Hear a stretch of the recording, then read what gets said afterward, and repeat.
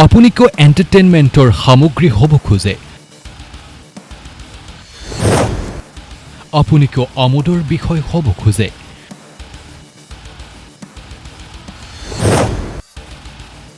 দুইজনে একেলগে থাকিলে পিণ্টু মিণ্টু যেন লাগে।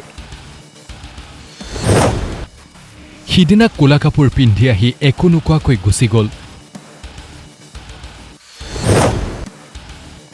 কিয় আহিছিল কিয় গ'ল মই বুজেই নাপালো।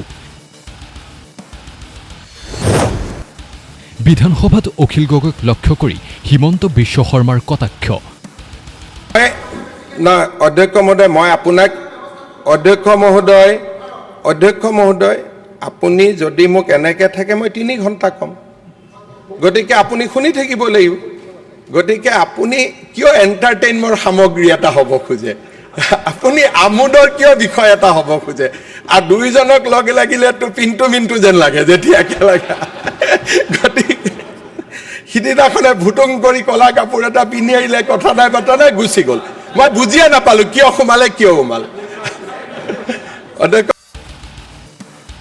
মুখ্যমন্ত্ৰী বিধানসভাত ভাষণ আৰম্ভ কৰাৰ কিছু সময়ৰ পাছত অখিল গগৈ আকৌ মাত মতাত মুখ্যমন্ত্ৰীৰ ভাষণৰ মাজতে অখিল গগৈক উদ্দেশ্যি কয়, মুখ্যমন্ত্ৰীয়ে 1.5 ঘণ্টা কথা ক'ব, মই কিমান কম? মই 102 জন মানুহৰ নেতা। মাজে মাজে হাঁহিৰ খোৰাক দি থাকিব, নহ'লে ডাল হৈ যাব।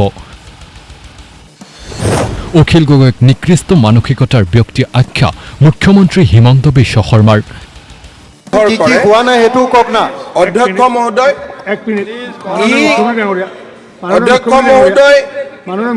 এজন মানুহৰ অধ্যক্ষ মহোদয় তেখেতে কয়ে, তেওঁ ৰাতি ফেচবুকতে দি দিছে যে এনেকে কৈ থাকিম বুলি। গতিকে এইটো তেওঁৰ এটা পাৰ্ট অফ হেবিট। অধ্যক্ষ মহোদয়, কিছুমান মানুহৰ হেবিট আপুনি চিধা কৰিব নোৱাৰে।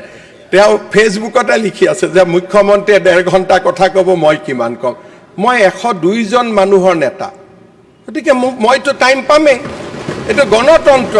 গতিকে অধ্যক্ষ মহোদয়, কাৰোবাৰ লগত নিজক তুলনা কৰাৰ পৰিৱৰ্তে নিজক তুলনা কৰাৰ আগতে মানুহে যোগ্যতা আহৰণ কৰি ল'ব লাগিব। সেইখিনিৰ কাৰণে মইতো কোনো বেয়া নাপাওঁ। সেইকাৰণে অধ্যক্ষ মহোদয় মাজে মাজে খোৰাক দি থাকিব, নহ'লে ডাল হৈ যাব। গতিকে মাজে মাজে খোৰাক লৈ থাকিব, তাত মোৰ কোনো আপত্তি নাই, খোৰাক চলি থাকিব। খালি অধ্যক্ষ মহোদয় লাইনৰ বাহিৰত গ'লে আসন আপুনি। মুখ্যমন্ত্ৰী আৰু অখিল গগৈৰ মাজত তীব্ৰ তৰ্ক বিতৰ্কৰ সূত্ৰপাত হয়। বাজেটক লৈ মুখ্যমন্ত্ৰীৰ ভাষণৰ মাজতে বাৰে বাৰে বিৰোধিতা কৰে অখিল গগৈয়ে। অধ্যক্ষই কেইবাবাৰো সকিয়নি দিয়াৰ পাছতো অখিল গগৈ পুনৰ মাত মতাৰ সময়তে গগৈক এদিনৰ বাবে বহিষ্কাৰ কৰে অধ্যক্ষই। চলিত বাজেট অধিৱেশনত মুখ্যমন্ত্ৰীৰ ভাষণৰ মাজত কোনো বিধায়কে মাত মাতিব নোৱাৰিব বুলি বিধানসভাৰ অধ্যক্ষ ৰঞ্জিত কুমাৰ দাসে ৰুলিং দিছিল যদিও সেই নিয়ম ভংগ কৰিলে অখিল গগৈয়ে। বাজেট বিতৰ্কৰ অন্তত মুখ্যমন্ত্ৰীয়ে মুখনি ভাষণ সদনত দি থকাৰ সময়তে অখিল গগৈ অধ্যক্ষ দাস উদ্দেশ্যি সোধে, ছাৰ মই মাজত মাতিব পাৰিম নে নোৱাৰিম? তেনেতে বিধানসভাৰ অধ্যক্ষ ৰঞ্জিত কুমাৰ দাসে সদনত জনায় যে অখিল গগৈক দিনটোৰ বাবে সদনৰ পৰা বহিষ্কাৰ কৰা হৈছে। অখিল গগৈক উদ্দেশ্যি দাসৰ সেই নিৰ্দেশৰ পাছতে সদনত একাংশ বিধায়কে কয়, অখিল দাই এইখন নাটক কৰি আছে, তেওঁ চাহ খাব মন গৈছে, সেয়েহে এই নাটক কৰি বাহিৰলৈ ওলাই গৈছে। লগত মই প্ৰতিযোগিতা কৰিব পাৰোঁ নেকি? আজি মই অধ্যক্ষ মহোদয়, আজি মই পশ্চিমবংগৰ লগত প্ৰতিযোগিতা কৰিব পাৰোঁ নেকি? মই কমাই 1লৈকে আনিব পাৰোঁ। মই কমাই আজি কংগ্ৰেছৰ দিনত 33ৰ পৰা মই 14ত আনিছোঁ।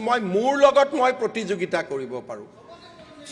ক'লো নহয়, মই সেইকাৰণে নৰেন্দ্ৰ মোদীক ধন্যবাদ জনাব লাগে। সেইকাৰণে নৰেন্দ্ৰ মোদীক ধন্যবাদ জনাব লাগে যে তেওঁ ভাৰতৰ সকলো ৰাজ্যতে পভাৰ্টি কমাইছে। ভাল হোৱা নাই।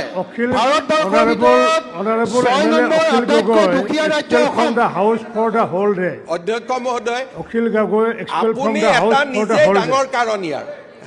মই কম কেনেকে, আপুনিও এটা কাৰণ মই কম। অধ্যক্ষ মহোদয়, চাহ খাব মন গৈছে অখিলদাৰ, এই কাৰণে নাটক কৰি আছে।